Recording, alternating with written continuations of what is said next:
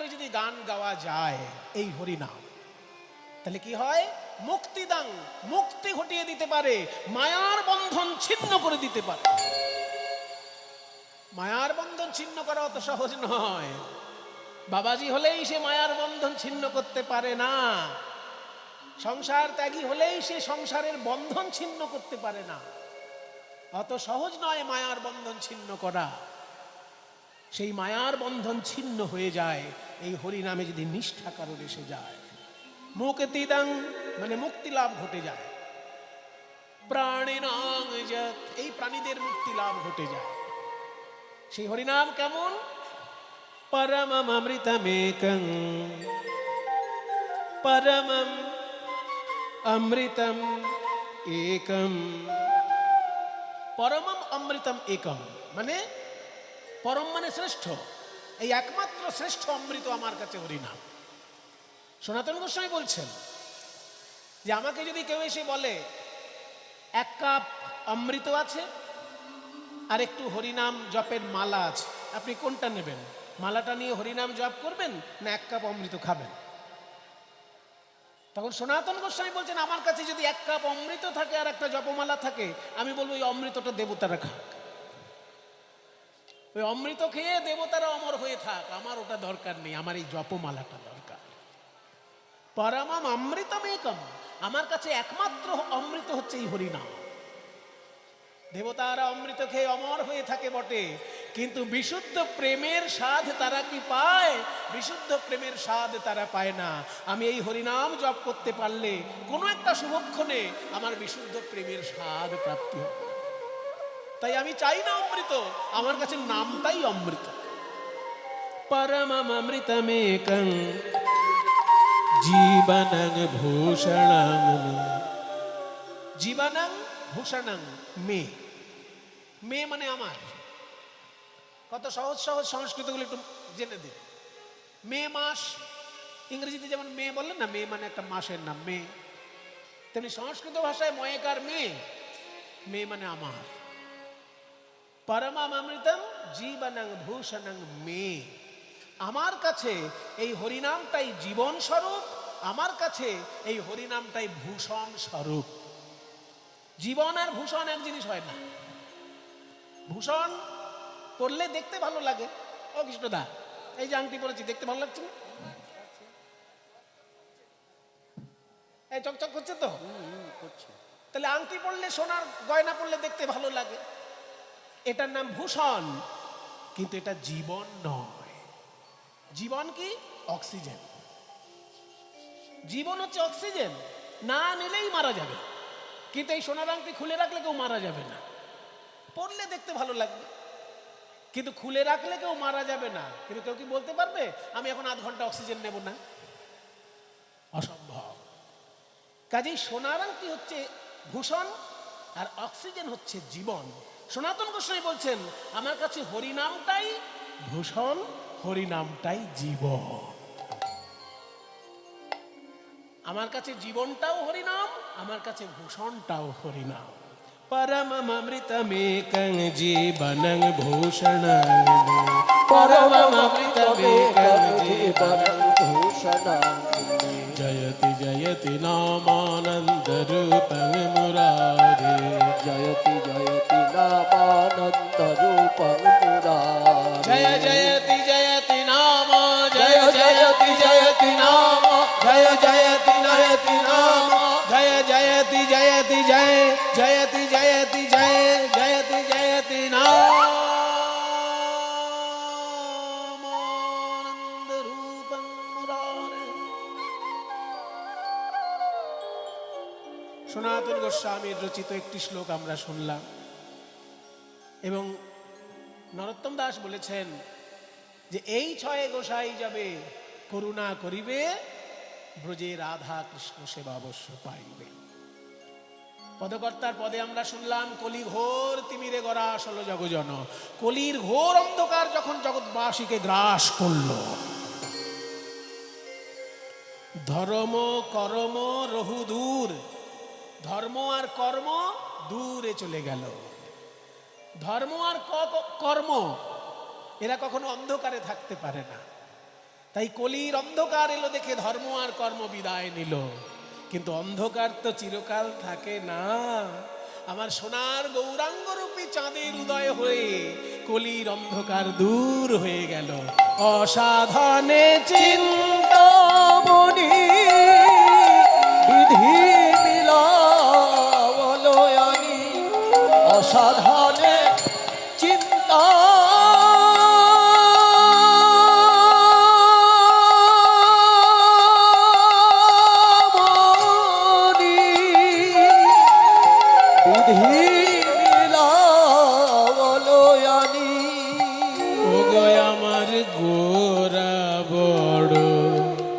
দয়ারো ঠাকুর, আমার গোরা বড় দয়ালো ঠাকুর। নানা এমন দয়াল আর হবে না, নানা এমন দয়াল আর হবে না। প্রভু তাই প্রাণ গৌরাঙ্গের মতো যারা পাপ নিয়ে প্রেম বিলায়, ওই নিতাই প্রাণ গৌরাঙ্গের মতো পাপ নিয়ে প্রেম বিলায়। আমার নিতাই প্রাণ গৌরাঙ্গের মতো এমন দয়াল আর হবে না। আমার গোরা বড় দয়ালো ঠাকুর। তাই বলি ভাই রে আমার গোরা গুণ কহ না যায়, না যায় কহনে না যায়। বাঁশিটা একটু বাড়াও দাদা। গোরা বাঁশিটা, বাঁশিটা, হ্যাঁ আরেকটু আরেকটু।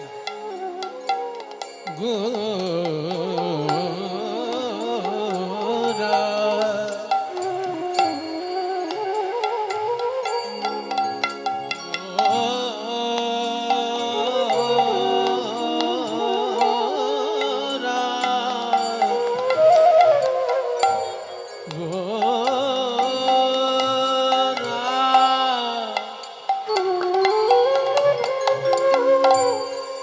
আমার গোরা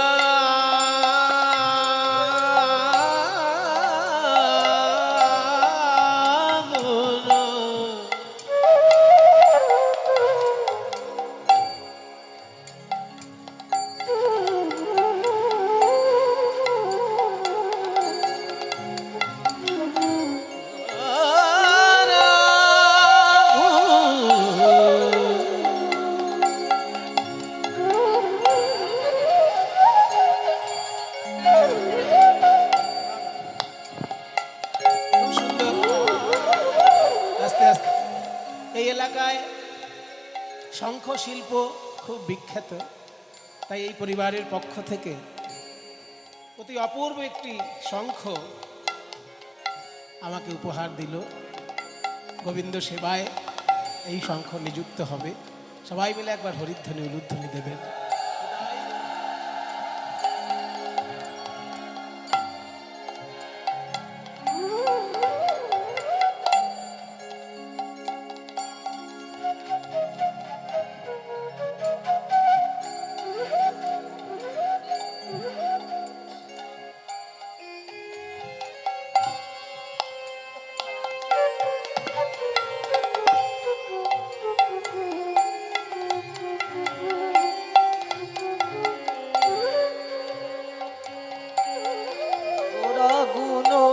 कहने ना जाए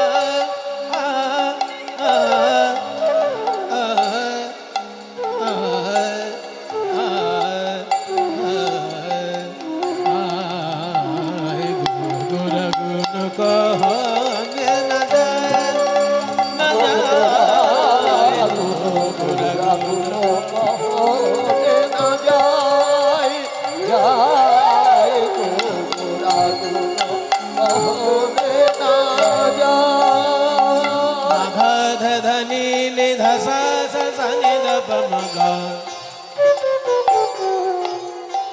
pa ni pa sa sa de da ni da pa ma ga ga sa ni da pa ma ga ni sa ma ga sa ni da pa ma ga ga ma pa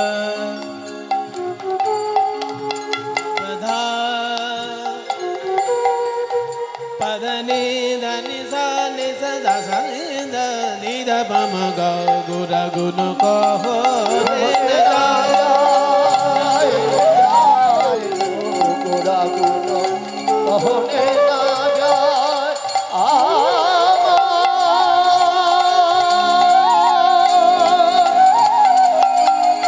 আমার গোরা গুণ কহনে না যায়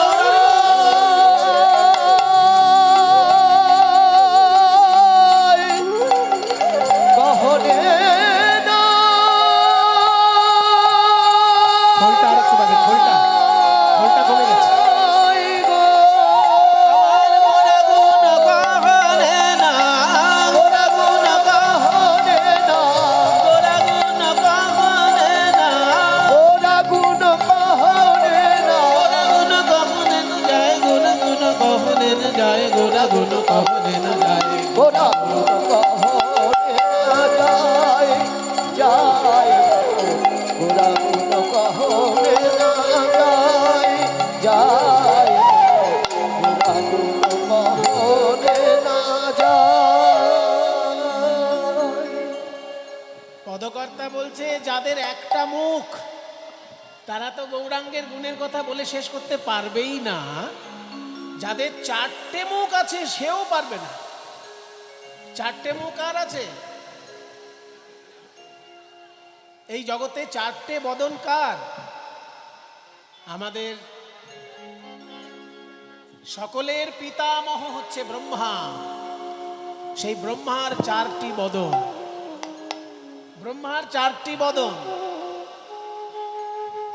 মানুষের পিতামহ ব্রহ্মা, জানেন? এটা শুনে রাখুন। ব্রহ্মার পুত্র মনু, আর মনু থেকে মানব জাতির উৎপত্তি। ওই মনু থেকে মানব জাতির উৎপত্তি বলে ব্রহ্মাকে বলা হয় মানব জাতির পিতামহ। পিতামহ মানে ঠাকুর দাদা। মনু মহারাজ হচ্ছেন মানব জাতির পিতা, আর মনুর পিতা ব্রহ্মা হচ্ছে মানব জাতির পিতামহ। সেই ব্রহ্মার চারটি বদন। আর ব্রহ্মা যদি ঠিক ঠিক তার কর্ম পরিচালনা করতে পারে, সৃষ্টি তত্ত্ব বজায় রাখতে পারে, তাহলে ব্রহ্মা পরজন্মে আবার ব্রহ্মা হয়, কিন্তু তার একটা বদন জুড়ে যায়। এরকম জুড়তে জুড়তে শত বদনের ব্রহ্মাও আছে, সহস্র বদনের ব্রহ্মাও আছে। তাই পদকর্তা বলছে শত বদনের ব্রহ্মা হোক, চার বদনের ব্রহ্মা হোক, গৌরাঙ্গের গুণের কথা বলে তারাও শেষ করতে পারে না। কত শত আনন, কত শত আনন, কত চতুরানন, কত শত আনন, কত চতুরানন, কত শত আনন, কত চতুরানন, বরণীয়ায় নাহি পায়, আহারে রে বরণীয়ায় নাহি পায়, আহা বলি রে বরণীয়া ওর নাহি পায়, আহা বলি রে বরণীয়া ওর নাহি পায়, আহা বলি রে। কথা বলে তারা সীমা সীমা পায় না, না না বরণীয়া বলে গুণের সীমা সীমা পায় না বরণীয়া, বরণীয়া সীমা। আমার প্রাণের গৌর হরির গুণে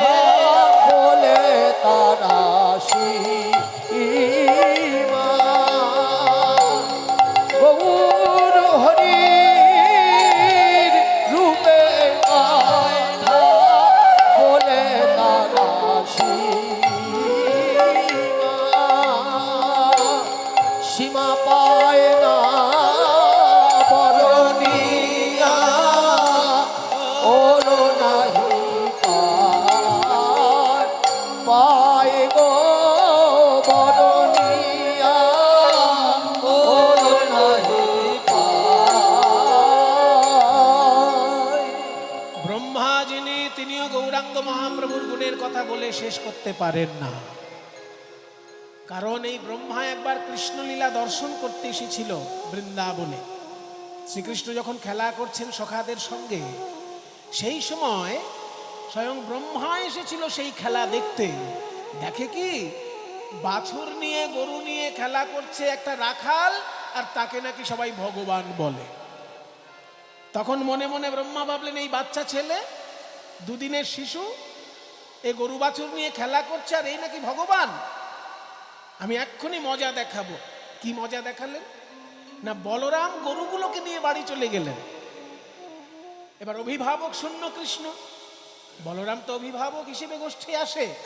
সেই যে মা যশোদা যখন গোষ্ঠে পাঠায় বলরামকে, বলে না, বলরাম রে রাম রে রাম রে, বলরাম রে রাম রে রাম রে, বলরাম বলরাম, বলরাম রে রাম রে রাম রে, বলরাম রে রাম রে রাম রে, বড় চঞ্চল জাদুরায় রে, বড় চঞ্চল জাদুরায় রে, বড় চঞ্চল জাদুরায়।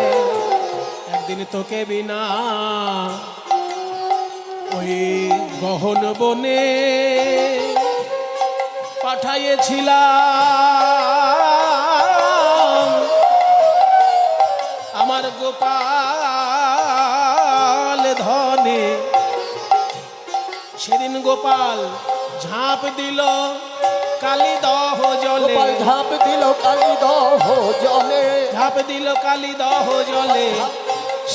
সেদিন হতে পরাণ কেমন করে রে, আমার পরাণ কেমন করে রে, বলরাম রে রাম রে রাম রে, বড় চঞ্চল জাদুরায় রে, বড় চঞ্চল জাদুরায় রে, বড় চঞ্চল জাদুরায় রে।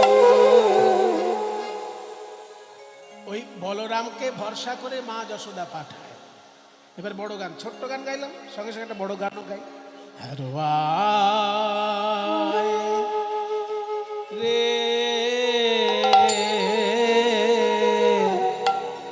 বলো, ও বলো রাম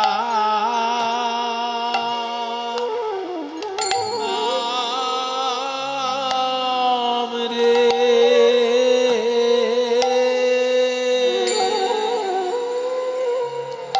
একবার হাত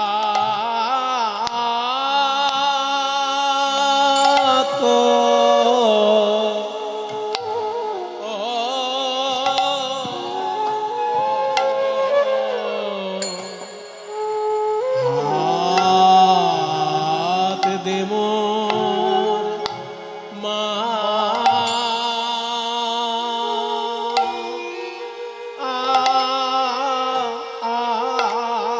আথে। হ্যারো আয় রে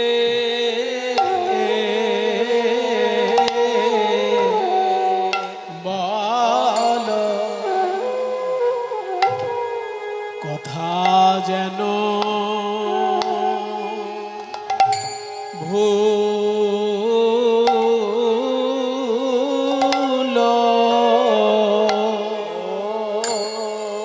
ভুলো না বা,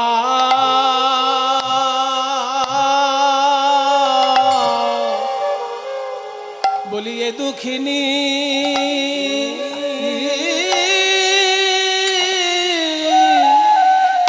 মায়ের কথা আমার মাথায় হাত, মাথায় হাত দিয়ে বলো, বলিয়ে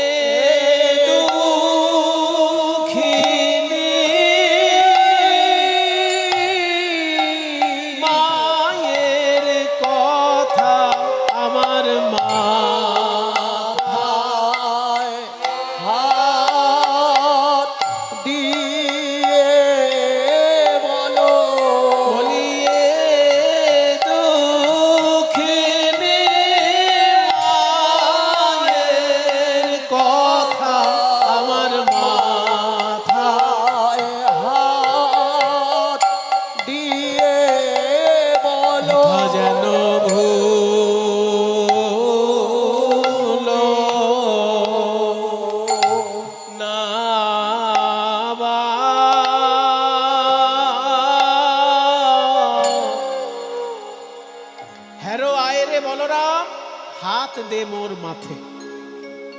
মা যখন গোষ্ঠী গোপালকে পাঠায় কি বলে, এই এতগুলো বন্ধু আছে আমি কাউকে বিশ্বাস করি না, শুধু তোকে বিশ্বাস করি, কারণ এরা বন্ধু আর তুই হলি দাদা। বেশি আপন কে হয়, বন্ধু না দাদা? রক্তের সম্পর্ক কার সঙ্গে? দাদার সঙ্গে। কাজেই এত বন্ধু কৃষ্ণের, শ্রীদাম সুদাম দাম বসুদাম সুবল মহাবল সুবাহু মহাবাহুস্তক কৃষ্ণ অর্জুন লবঙ্গ মধুমঙ্গল, এত বন্ধু শ্রীকৃষ্ণের। আরো আছে হলায়ুধ বরুথপ গন্ধর্ব কিঙ্কিনী অংশুমান ভদ্রসেন বসন্ত বিলাসী উজ্জ্বল কোকিল কলবিঙ্ক পুণ্ডরী, এত বন্ধু কৃষ্ণের। কিন্তু মা যশোদা ভরসা করে বলরামকে, বলছে হ্যাঁ আয় রে বলরাম হাত দে মোর মাথে। আমি যে গোপালকে তোর কাছে দিচ্ছি, ভাবিস না যে আমার ছেলেকে তোর সঙ্গে পাঠাচ্ছি। তাহলে কি ভাববো মা, কি ভাববি?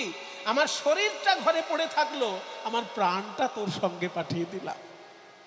কি সুন্দর না কথাটা?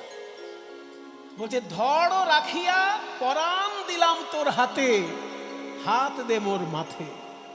আমার মাথায় হাত দিয়ে কথা দে যে ঠিক সময়ে তুই গোপালকে ঘরে নিয়ে আসবি। আমার দেহটা পড়ে থাকলো ঘরে, আর প্রাণটা আমি তোর হাতে তুলে দিলাম। ওরে ধড় রাখিয়া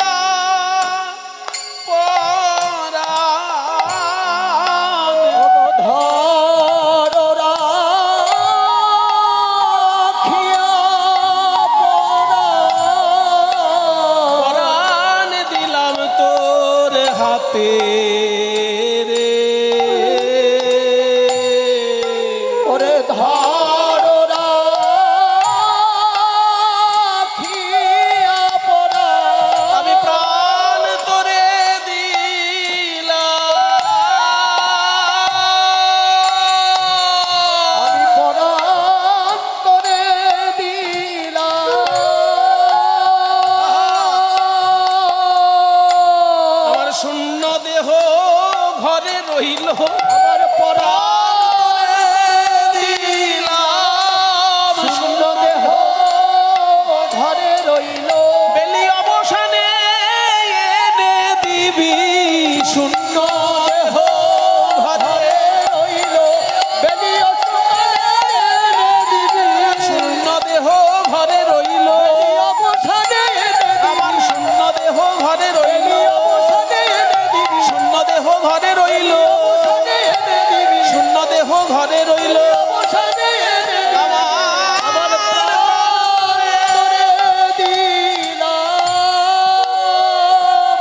ধর রাখিয়া ঘরে পরাণ দিলাম তোর হাতে রে, পরাণ দিলাম তোর হাতে। সেই জন্য বলরামকে ভরসা করে মা যশোদা। গোপালকে কারোর হাতে ছাড়তে পায় না, বলরাম থাকলে তবে গোপালকে ছাড়ে। এবার গোপাল কানে কানে বলরামকে বলেছে, দাদা তুমি কিন্তু আমার মাকে বলে দিও না আজকে তোমার জন্মদিন, আজকে যে তোমার জন্মদিন এটা আবার মাকে বলে দিও না। সব সত্যি কথা জানা থাকলেও বলতে নাই, প্রয়োজন হলে তবে বলতে হয়, তাই না বাবা? সত্য জানা ভালো, কিন্তু সবসময় ফটর ফটর করে সত্য বলে বেড়ানো উচিত না। সনাতন ধর্মের কিছু নিয়ম আছে খুব সায়েন্টিফিক, মারাত্মকভাবে সোশিয়ালি প্রুভেন, সায়েন্টিফিক একটা ট্রুথ। বলছে যে সত্যং ব্রিয়াত প্রিয়ং ব্রিয়াত মা ব্রিয়াত সত্যম অপ্রিয়ম। বলছে সব সময় সত্য কথা বলবে এবং প্রিয় কথা বলবে, কিন্তু অপ্রিয় সত্য হলে সেটা চট করে বলবে না, প্রয়োজন হলে বলবে। অপ্রিয় সত্য কথা যেখানে সেখানে বলে মার খেয়ে জীবন হারানোর থেকে সেই সময়টা চেপে যাওয়া ভালো। তাই বলছে অপ্রিয় হলে সত্য বলবে না, দরকার হলে বলবে। যেখানে কোর্ট সেখানে তো বলতেই হবে, কোর্টে যখন বিচারক জিজ্ঞেস করবে তখন অপ্রিয় হলেও তোমাকে সত্য কথাই সেখানে বলতে হবে, কিন্তু যেখানে সেখানে বলে মার খেতে যেও না। তাই বলছে সত্য কথা বলবে, প্রিয় কথা বলবে, কিন্তু মা ব্রিয়াত সত্যম অপ্রিয়ম, অপ্রিয় হলে সেই সত্য কথা সবার কাছে বলে বেরিও না, প্রয়োজন মতো, যেমন কোর্টে যদি দরকার হয়, সালিশি যেখানে দরকার সেইখানে করবে। আবার বলছে প্রিয়ম চ নাম নৃতং ব্রিয়াত, আবার প্রিয় কথা হলেও সেটা যেন মিথ্যা বলে ফেলো না। শুনতে ভালো লাগছে বলে একেবারে মিথ্যা কথার ফুলঝুরি ছুটিয়ে দিলে তাহলেও তোমার মতন অপদার্থ পৃথিবীতে আর নেই। সেই জন্য শুনতে ভালো লাগলেও মিথ্যে কথা বলো না, আবার সত্য হলেও অপ্রিয় যেখানে সেখানে বলো না। এসা ধর্ম সনাতন।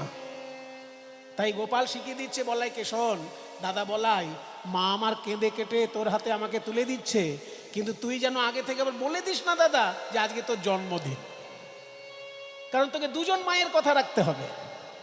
তোকে তোর মা রোহিণী দেবী বলেছেন তোর জন্মদিন, গোপালকে নিয়ে গোষ্ঠে যাচ্ছিস যা, কিন্তু দুপুর হবার আগে চলে আসবি, আর গোপালরা বিকেলে আসবে। তোর যেহেতু জন্মদিন সেই জন্য তুই দুপুরবেলা চলে আসবি। অনেক পুজো পার্বণ আছে, ব্রাহ্মণরা এসে মন্ত্র বলে আশীর্বাদ করবে, অনেক আচার অনুষ্ঠান আছে, ওই জন্য তুই আগে চলে আসবি, শ্রীরাম সুদাম গোপালেরা সব বিকেলে আসবে। এটা মা রোহিণী বলেছে। আর মা যশোদা বলছেন আমার প্রাণ তোকে দিলাম, তুই বিকেল বেলায় যেন আমার প্রাণকে এনে দিস ঘরে। তাহলে দুজন মায়েরই কথা রাখতে হবে।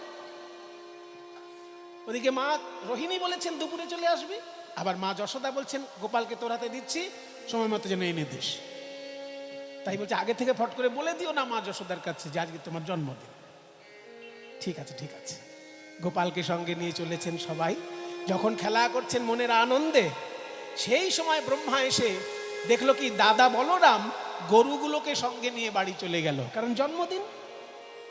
মা রোহিণী আগে আগে যেতে বলেছে। তাই বলছে এই কানাই, আমি কিন্তু তোর উপর বিশ্বাস করে তোকে আমি এইখানে ছেড়ে দিয়ে যাচ্ছি। এর আগে একবার তোকে ছেড়ে দিয়েছিলাম, তুই কিন্তু কালিও দমন করেছিলিস, ওই রকম দুর্ঘটনা কিছু ঘটাবি না। আমি চললাম, তুই সবাইকে সঙ্গে নিয়ে বিকেলে আসবি। এই বলে দাদা বড় গরুগুলো নিয়ে চলে গেল, আর বন্ধু বান্ধব কৃষ্ণের সঙ্গে থাকলো, আর বাছুরগুলো কৃষ্ণের সঙ্গে থাকলো। এই সময় ব্রহ্মা মনে মনে ভাবলো এইবার আমি মজা দেখাবো। অভিভাবক শূন্য কোনো সন্তান থাকলে তাকে সবাই মজা দেখায়। কি মায়েরা, যার বাবা শক্ত বা মা শক্ত তাকে পাড়ার কেউ কিছু বলুক দেখি, একদম কোমর বেঁধে ঝগড়া শুরু করে দেবে, আর মা হলে বাবা হলে পুলিশে গিয়ে কেস করে দেবে। সেই জন্য অভিভাবকহীন যে সন্তান তাকে সবাই মজা দেখাতে চায়। আজকে যখনই বলরাম গরুগুলোকে নিয়ে চলে গেল বাড়িতে, শুধু বাছুরগুলো আছে কৃষ্ণের সঙ্গে, আর শ্রীরাম সুদাম আছে কৃষ্ণের সঙ্গে। এই সময় ব্রহ্মা ভাবলো আমি ওই বাছুর আর রাখালদেরকে হরণ করে নেব। যেই না হরণ করে নিয়ে একটি গিরি গুহায় রেখে দিল, অমনি কৃষ্ণ চমকে উঠলেন, এ কি, আমি বাড়িতে গিয়ে কি বলবো, আমার মাকে কি বলবো, আমার বাবাকে কি বলবো, দাদা বলা।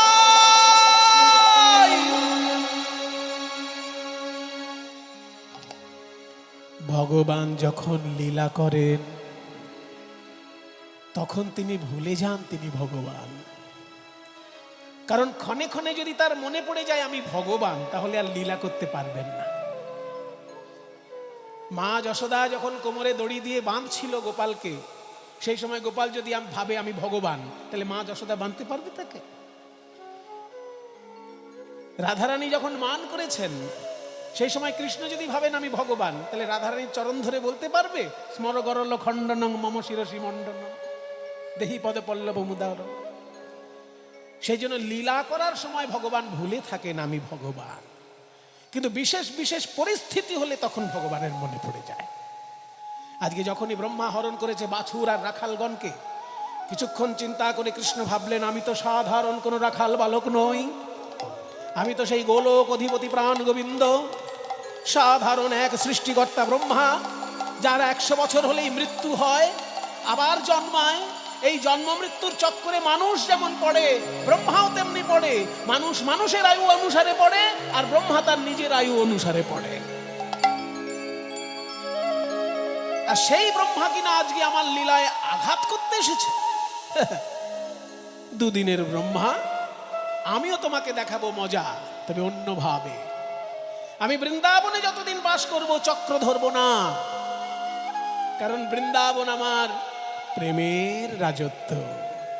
তাই এখানে আমি লীলার মাধ্যমে তোমার অহংকার চূর্ণ করব। কি করলেন লীলা? না নিজেই হয়ে গেলেন শ্রীরাম সুদাম দাম্ব সুদাম, আর নিজেই হয়ে গেলেন নানান রঙের বাছুর।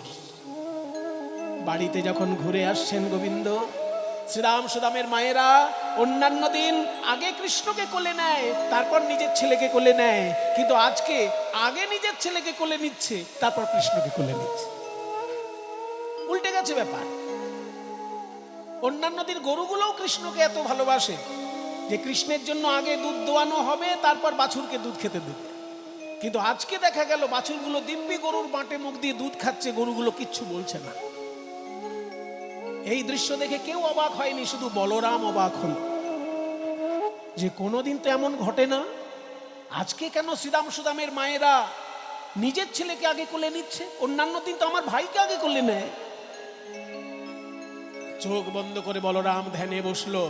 ধ্যানে দেখতে পেল যে যখন সে গরুগুলো নিয়ে চলে এসেছে, তারপরেই ব্রহ্মা এসে কৃষ্ণের বাছুর আর কৃষ্ণের রাখালদেরকে হরণ করে নিয়েছে। তাই কৃষ্ণ নিজেই হয়ে গেছেন শ্রীরাম সুদাম দাম্ব সুদাম, আর নিজেই হয়েছেন সব বাছুর।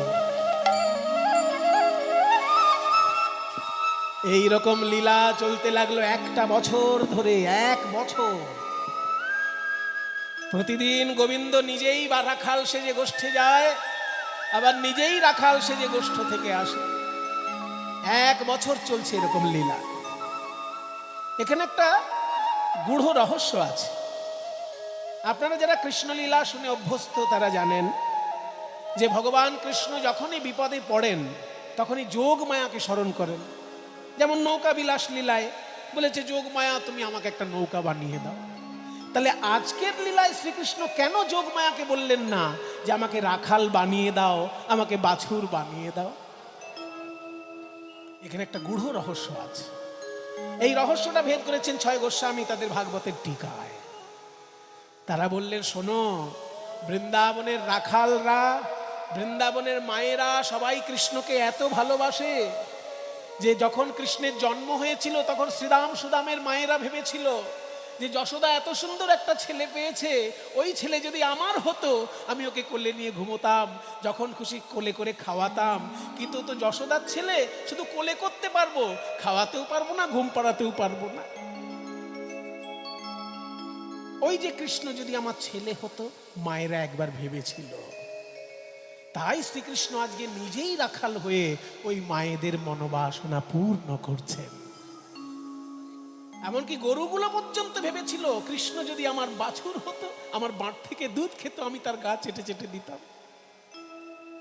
সেই গরুদেরও মনোবাসনা পূর্ণ করছেন শ্রীকৃষ্ণ বাছুর সেজে। গরুর বাঁট থেকে দুধ খাচ্ছে আর গরু চেটে দিচ্ছে কৃষ্ণ অঙ্গ। এইরকম 1 বছর ধরে লীলা চলল। সকল ভক্তের মনোবাসনা পূর্ণ হয়ে গেল।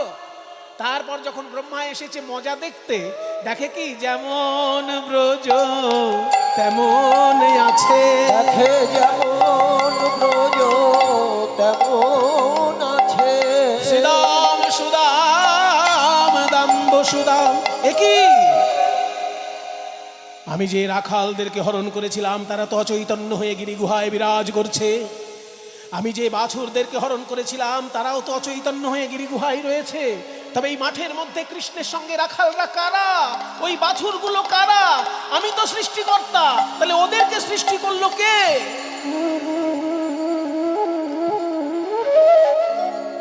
তবে কি আমার মারাত্মক ভুল হয়ে গেছে? তবে কি আমি ভগবানকে চিনতে পারিনি?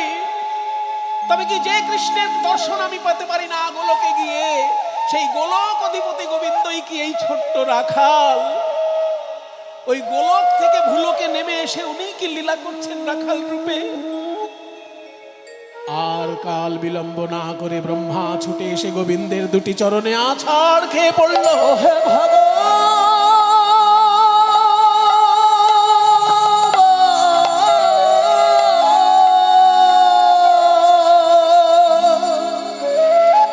চারটি বদনে স্তব পাঠ করছে ব্রহ্মা। 8টি চোখের জলে ভেসে যায় গোবিন্দের ছোট্ট 2টি রাঙা চরণ। সবাই একটু হাত জোড় করুন। স্বয়ং ব্রহ্মা, আমাদের পিতারও পিতা। আমাদের পিতা হচ্ছেন মনু, আর মনুর পিতা হচ্ছে ব্রহ্মা। তাই ব্রহ্মাকে বলা হয় পিতামহ ব্রহ্মা।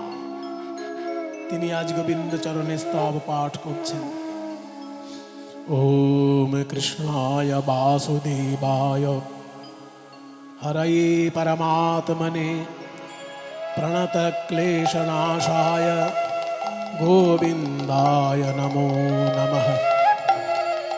ईश्वरः परमः कृष्णः सच्चिदानन्दविग्रहः अनादिरादिर्गोविन्दः सर्वकारणकारणम् अथापि ते देवपदाम्बुजद्वयप्रसादलेशानुगृहीत एव हि जानाति तत्त्वं भगवन् महिम्नः न चान्य एकोऽपि चिरं विचिन्वन् श्यामं हिरण्यपरिधिं वनमाल्यवरः धातुप्रवालनटवेशमनोव्रतांशे विन्यस्तहस्तमितरेण धुनानमविजम् कर्णोदपरालककपोलमुखाब्जहासं बरहापीडं नटवरवपुः कर्णयो कर्णिकारं बिभ्रद्वासकनककुपीशं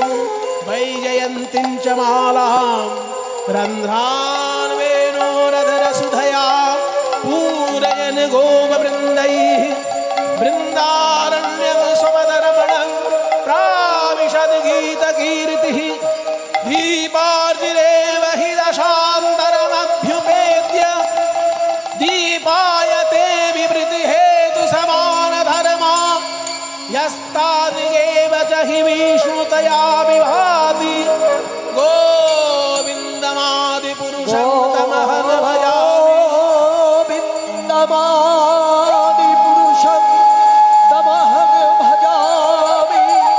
गोविन्दमादिपुरुषं तमहं भजामि। गोविन्दमादिपुरुषं तमहं भजामि।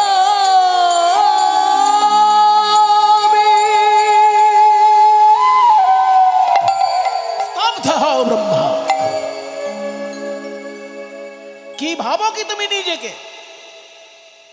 সৃষ্টিকর্তা দেবতা তুমি, ব্রহ্মা বিষ্ণু মহেশ্বর, তুমি ব্রহ্মা সৃষ্টিকর্তা, কিন্তু তা বলে তুমি কি আমারও সৃষ্টিকর্তা? আমার ইচ্ছায় তুমি সৃষ্টিকর্তা রূপে কাজ করছো, আর আজকে আমার লীলা তুমি আঘাত করতে এসেছো। প্রভু হে, কে তোমায় চিনিতে পারে? তুমি না চিনালে পরে বলো কে তোমায় চিনিতে পারে? তুমি না চিনালে পরে বলো কে তোমায় চিনিতে পারে? তুমি না চিনালে পরে কে তোমায় চিনিতে পারে? তুমি না চিনালে পরে আমার অন্তরে বাহিরে বিরাজিছ তুমি। আমার অন্তরে বাহিরে বিরাজিছ তুমি। আমি দেখেও না দেখি তোমারে, কে তোমায় চিনিতে পারে?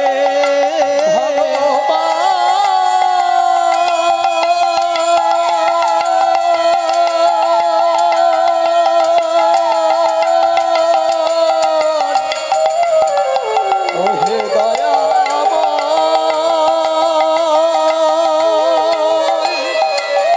ওহে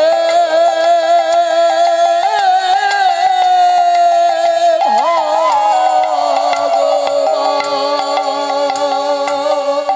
দাঁড়াও ব্রহ্মা, সৃষ্টিকর্তা দেবতা হয়েও তুমি করেছো অপরাধ, তাই তোমাকে শাস্তি পেতেই হবে। সাধারণ বোকা লোকেরা আমাকে নররূপে লীলা করতে দেখে অবজ্ঞা করে। বোকা মানুষ তো জানে না আমি কখনো কখনো লীলা করার জন্য মানুষ রূপে নেমে আসি। অবজানন্তি মাং মূঢ়া মানসিং তনুমাশ্রিতং পরং ভাবমজানন্ত মম ভূত মহেশ্বরম। তাই বোকা লোকের মতো তুমি যেহেতু আমার নররূপের লীলাকে অবজ্ঞা করেছো, তাই আগামী কলিযুগে তুমি নরকুলে জন্মগ্রহণ করো। ওহে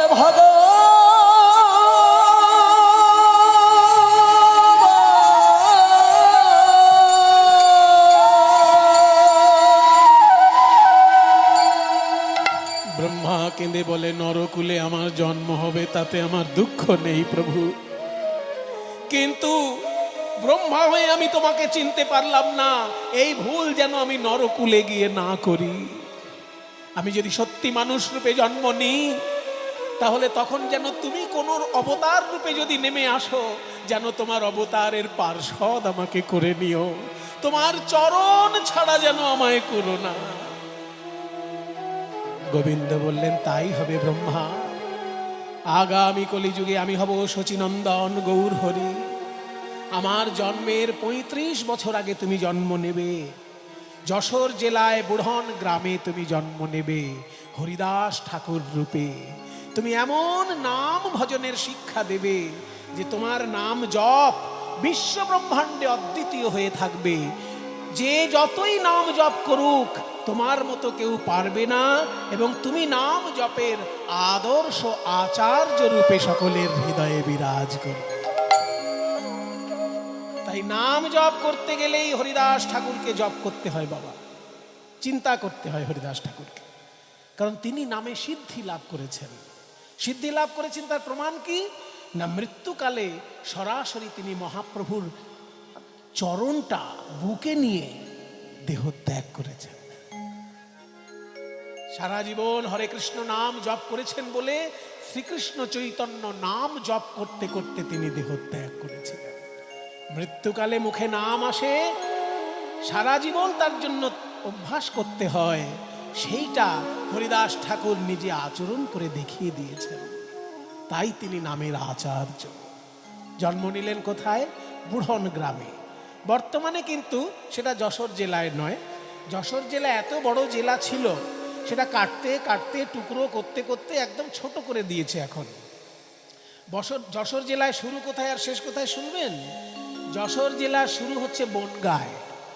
যে বনগাঁটা এখন পশ্চিমবঙ্গের অংশ, সেটা আসলে পশ্চিমবঙ্গের নয়, ওটা যশোর জেলার অংশ। ব্রিটিশরা যখন আমাদের দেশ নিয়ে কাটাছেড়া করেছিল, নির্দয় ব্রিটিশ জাত আমাদের বুকের উপর ছুরি চালিয়েছিল দেশ ভাগ করে। সেই সময় পূর্ববঙ্গের যশোর জেলার অংশ বনগাঁ, তাকে কেটে পশ্চিমবঙ্গের উত্তর ২৪ পরগনার সঙ্গে জুড়ে দিয়েছে। আসলে ওটা যশোরের অংশ। তাই যশোরের শুরু হচ্ছে বনগাঁয়, আর যশোরের শেষ হচ্ছে সুন্দরবনে। তাহলে কোথায় বনগাঁ আর কোথায় সুন্দরবন? এই ২৫০-৩০০ কিলোমিটার ধরে যে ভূমি, এত বড় যশোর জেলা। তারপরে সেটা আবার দুটুকরো করে, একটার নাম হলো যশোর, একটার নাম হলো খুলনা। খুলনা নামটা পরে হয়েছে, গোটাটাই যশোর ছিল আগে। সেই জন্য পুরনো গ্রন্থে যশোর বলে লেখা আছে। এখন সেটা সাতক্ষীরার অন্তর্গত জায়গায় পড়েছে, হরিদাস ঠাকুরের জন্মস্থান বুড়হন গ্রাম। সেইখানে খান আতাউল্লাহর ঘরে জন্ম নিল ছোট্ট শিশু হারেস। কিন্তু সেই সময় তার এমন মহামারীতে সারা দেশ তখন বিভ্রান্ত হয়ে আছে। আমাদের চোখের সামনে যেমন আমরা মহামারী দেখেছি, সেই রকম একটা মহামারী তখন হয়েছিল। কাতারে কাতারে লোক মারা যাচ্ছে। ওই হারেসের বাবা মা দুজনই মারা গেল। সেই সময় হাবিবুল্লাহ কাজী, সেই এলাকার শাসক, তিনি ওই ছোট্ট শিশুটিকে কোলে করে নিলেন। মামা বলিয়া শিশু কাঁদিতে লাগিল, মামা বলিয়া শিশু কাঁদিতে লাগিল। হাবিবুল্লাহ কাজী এসে কোলে তুলে নিল। হাবিবুল্লাহ কাজী এসে কোলে তুলে নিল। হাবিবুল্লাহ কাজী তিনি ওই ছোট্ট অনাথ শিশুটিকে বুকে তুলে নিলেন। উপরের দিকে তাকিয়ে বললেন, আলহামদুলিল্লাহি রাব্বিল আলামিন। ইয়া আল্লাহ, এ তোমার কেমন মেহেরবানি, সমস্ত ইনসানের ইন্তেকাল হয়ে গেছে আর একজনের জিন্দেগি তুমি বকশিশ দিয়েছো। এ নিশ্চয়ই তোমার খিদমত করবে, এ নিশ্চয়ই তোমার ইবাদত করবে, তাই এই ছোট্ট ছেলেটার জিন্দেগি তুমি বকশিশ দিয়েছো খোদা। আলহামদুলিল্লাহ। আলহামদুলিল্লাহ মানে কি? এই মানেগুলো কিন্তু সবাই জানে না। আমার একটুখানি মানে ইচ্ছা হয়েছিল যে আমাদের নেক্সট প্রতিবেশী যেহেতু মুসলমান, ভারতবর্ষে সব থেকে বেশি সংখ্যায় হিন্দুর বাস, তারপরেই বেশি সংখ্যাটা কাদের? মুসলমানদের। সেই জন্য আমি ভেবেছিলাম যে এনারা যেহেতু একটা ভাষা নিয়ে চর্চা করেন, ওনাদের ভাষাটা কেমন সেটা জানার জন্য আমি মাদ্রাসায় 1 বছর পড়েছিলাম। 1 বছর মাদ্রাসায় আরবি আর কিছুটা ফার্সি, এই অল্প, ফার্সি খুবই কম, একটুখানি আরবি পড়েছি। তখন কিছু কিছু জানতে পেরেছিলাম। আলহামদুলিল্লাহ, আলটা বাদ দিন, ওটা একটা কি বলে প্রিপোজিশন টাইপের, ওটা থাকেই। যেমন আল কুরআন, মূল কথাটা তো কুরআন, কিন্তু তার সঙ্গে আল শব্দটা যুক্ত করলে আমরা যেমন শ্রীমদ্ ভগবদ গীতা, গীতা লিখলেই হয় কিন্তু শ্রীমদ্ ভগবদ একটু আগে যুক্ত থাকে।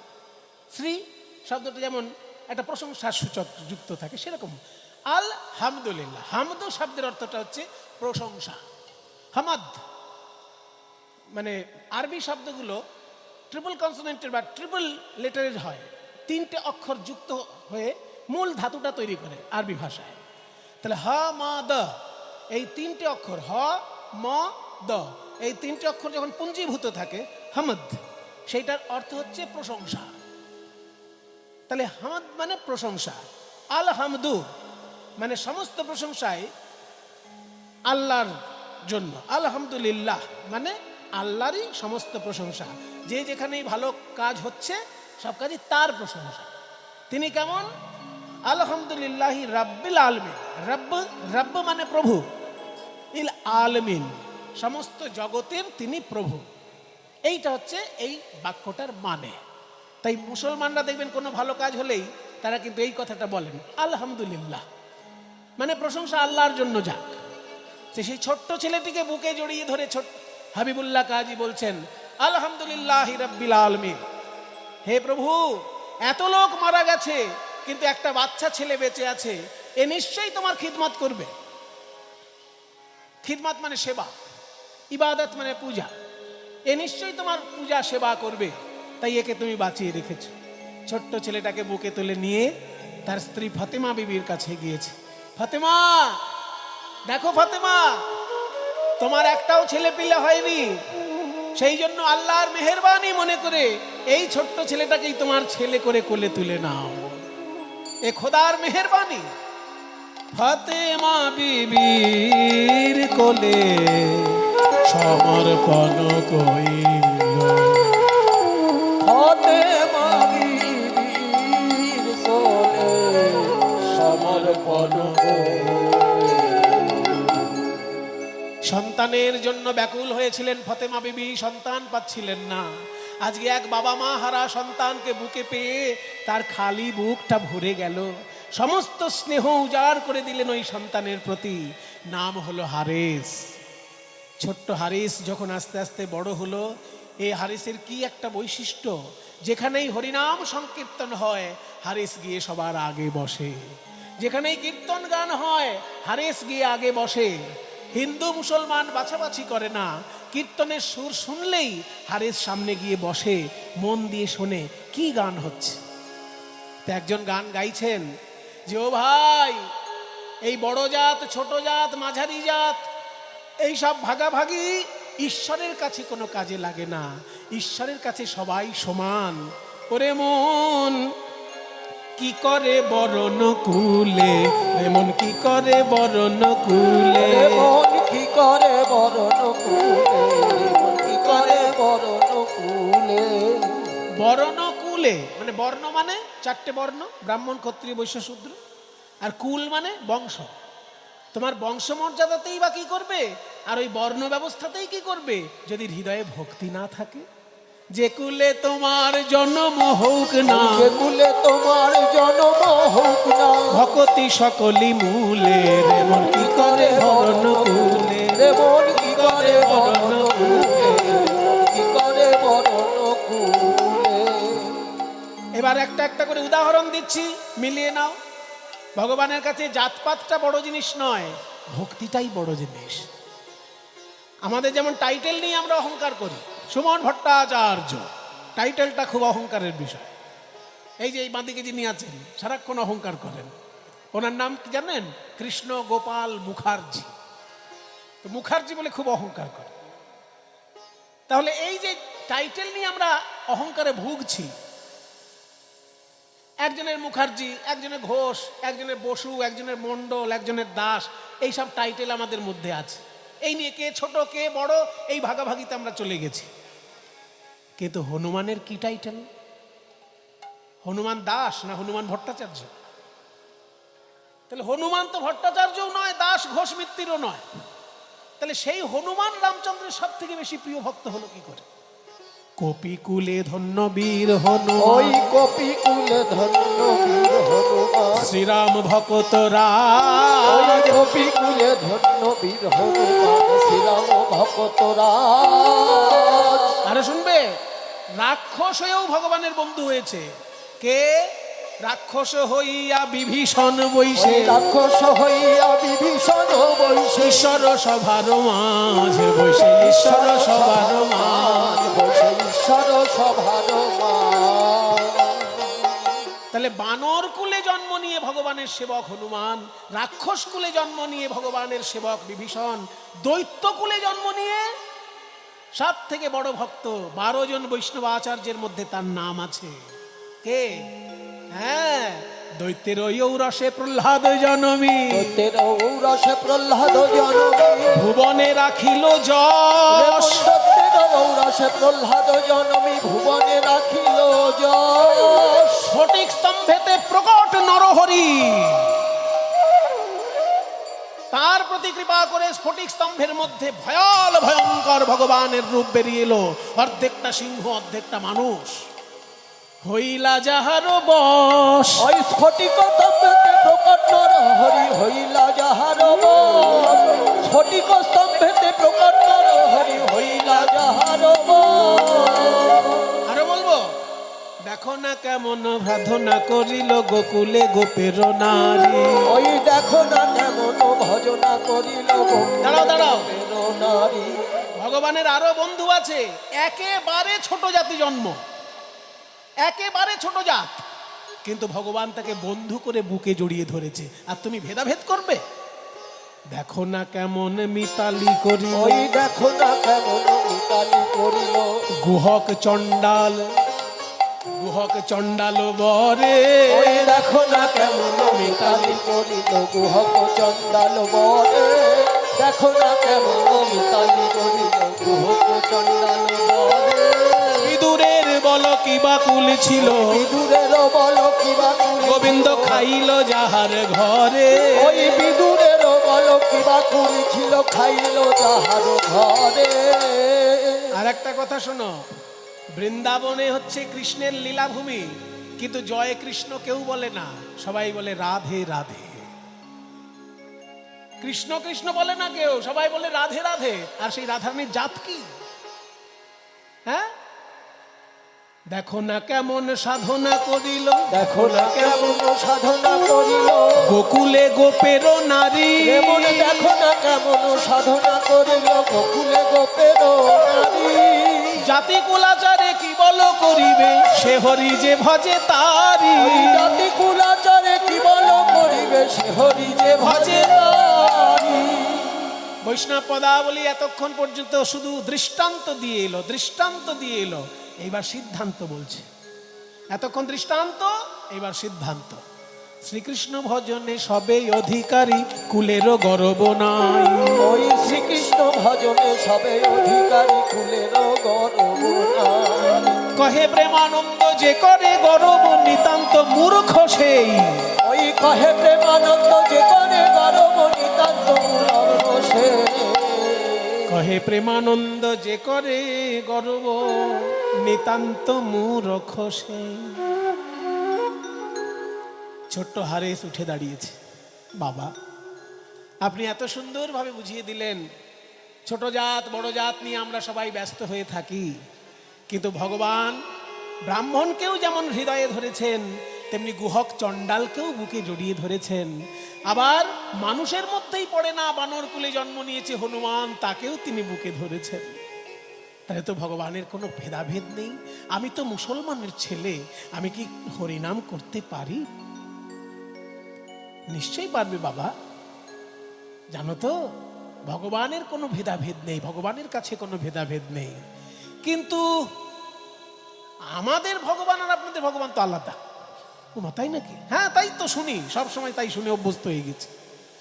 আমরা ভগবানকে আল্লাহ বলি, খোদা বলি, আর আপনারা কি কি সব বলেন, হরি, কৃষ্ণ, রাম, আরো কি কি আছে। শোনো বাবা, ভগবান এক, কিন্তু তার নাম বিভিন্ন। নাম নাম আকারি বহুধা নিজ সর্বশক্তিস্তত্রার পিতা। ভগবান এক, তার নাম অনেক। যেমন জল, কেউ জল বলছে, কেউ পানি বলছে, কেউ ওয়াটার বলছে, কিন্তু খাবার সময় সব একই জিনিস খাচ্ছে। কিন্তু কেউ আল্লাহ বলছে, কেউ হরি বলছে, কেউ গড বলছে, কিন্তু প্রণাম যখন করছে সব প্রণাম একটা জায়গাতেই যাচ্ছে। কিন্তু আবার কি কিন্তু? আপনারা তো মূর্তি পুজো করেন, আমরা তো মূর্তি মানি না। কত রকমের মূর্তি পুজো করেন আপনারা, আমরা তো একটাও মূর্তি মানি না। শোনো বাবা, জলকে যেমন গরম করলে জল নিরাকার ধোঁয়া হয়ে যায়, আবার জলকে ঠান্ডা করলে জল বরফ হয়ে যায়, ঠিক তেমনি ভগবানকে যদি কেউ যুক্তি দিয়ে খোঁজাখুঁজি করে, তার কাছে ভগবান নিরাকার। আর ভগবানকে যদি কেউ ভক্তি দিয়ে আপন করতে পারে, তার কাছে ভগবান মূর্তি ধারণ করে এগিয়ে আসে। নজরুল ইসলাম লিখেছেন না, নজরুল ইসলাম লিখেছেন, সখী সে হরি কেমন বল, নাম শুনে যার এত প্রেম জাগে, চোখে আনে এত জল, সখী সে হরি কেমন বল, নাম শুনে যার এত প্রেম জাগে, চোখে আনে এত জল, সে হরি কেমন বল। সে কি আসে এই পৃথিবীতে, গাহে রাধা নাম বাঁশরীতে, সে কি আসে এই পৃথিবীতে, গাহে রাধা নাম বাঁশরীতে, যার অনুরাগে বিরহ যমুনা হয়ে ওঠে চঞ্চল, সখী সে হরি কেমন বল, নাম শুনে যার এত প্রেম জাগে, চোখে আনে এত জল, সে হরি কেমন বল। আজকের দিনে নজরুল ইসলামের বড় দরকার।